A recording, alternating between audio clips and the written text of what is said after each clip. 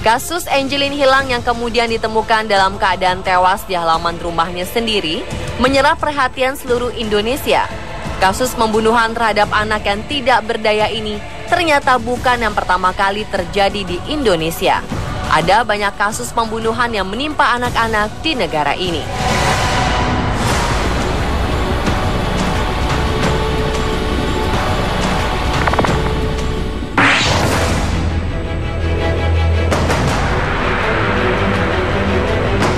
Kebanyakan kasus penganiayaan pada anak yang berujung kematian dilakukan oleh orang-orang terdekatnya. Seorang balita akhirnya meregang nyawa.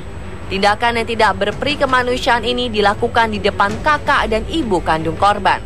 Akibatnya, ayah keji ini harus dipenjara, sedangkan ibu dan kakaknya menyaksikan pembunuhan harus menjalani rehabilitasi mental. Namun Komisi Perlindungan Ibu dan Anak Kota Samarinda meragukan rehabilitasi mental ini tidak akan berhasil menyembuhkan trauma yang dialami ibu dan anak tersebut.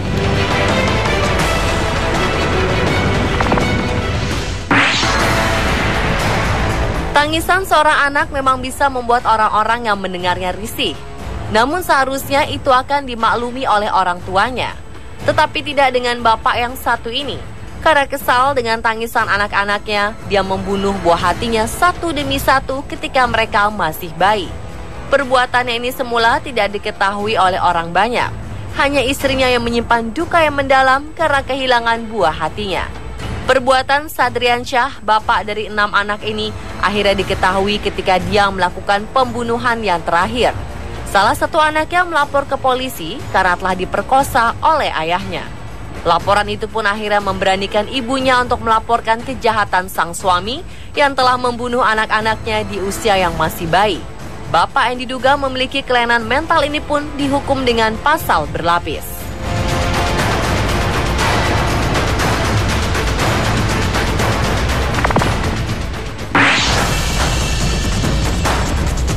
Anak-anak yang bertengkar itu adalah hal biasa. Namun pria warga Malang ini tidak tahan dengan pertengkaran itu. Dia pun memukuli anak kandungnya sendiri dengan bambu. Awalnya, kedua anak perempuannya bertengkar karena berebut sebuah baju.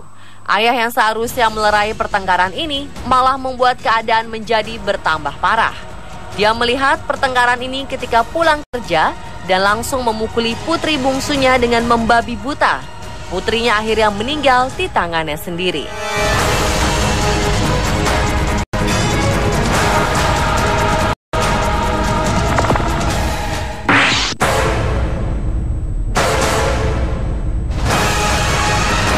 Lain lagi dengan perbuatan ayah yang satu ini. Ingin mengajarkan kedisiplinan pada putrinya yang bolos sekolah, dia malah membunuh putri kesayangannya itu.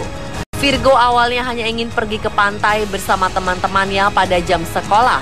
Kejadian itu didengar oleh ayahnya, yang akhirnya marah dan emosi dengan anaknya. Sang ayah menyusul Virgo ke pantai dan memarahinya di depan teman-temannya. Virgo yang belum sampai ke pantai harus pulang dengan ayahnya.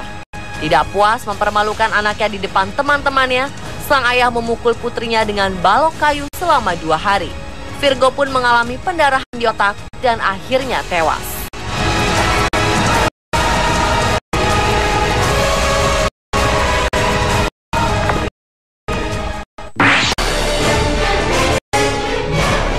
Gadis kecil bernama Ramadhani awalnya hanya menginginkan es krim di tengah hari yang sangat panas. Dia dan kakaknya sedang menemani ayahnya yang sedang bekerja. Jengkel dengan hal ini, sang ayah emosi langsung memukul dirinya hingga tewas. Kakak Ramadhani yang mengetahui hal ini sempat berusaha membawa cucunya ke rumah sakit di Malang. Namun pertolongan datang lambat. Ramadhani pun menghembuskan nafas yang terakhir di rumah sakit.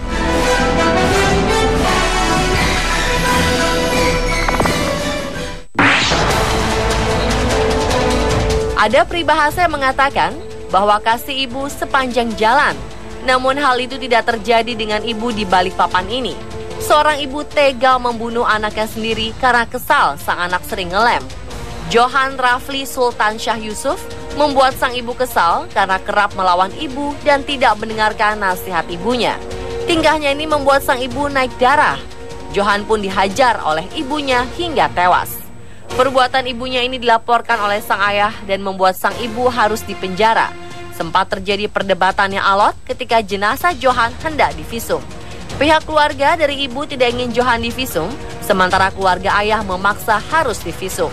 Keputusan terakhir menyatakan bahwa jenazah akan divisum untuk melengkapi penyelidikan terhadap kematian Johan.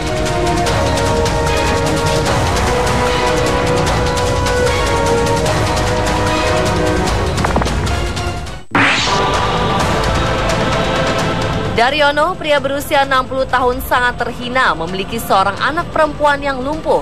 Gadis lumpuh yang bernama Puji Astuti ditemukan tewas dengan tubuh tertutup kain dan bantal. Ternyata setelah membunuh putrinya, sang ayah tidak sanggup lagi hidup. Dia pun bunuh diri dengan meninggalkan 3 lembar kertas berisi curahan hatinya. Dalam suratnya, dia menceritakan bahwa tidak sanggup lagi hidup dengan kondisi ekonomi yang menyedihkan. Ditambah lagi dengan seorang putri lumpuh yang selalu menjadi bahan ejekan para tetangga. Pemirsa, itulah beberapa kasus pembunuhan terhadap anak yang terjadi di Indonesia. Apapun penyebabnya, seharusnya anak mendapat perlindungan yang terbaik dan dilindungi oleh negara. Sebagai warga, tugas kitalah untuk memperhatikan setiap anak di sekeliling kita agar tidak ada lagi anak-anak yang mati sia-sia.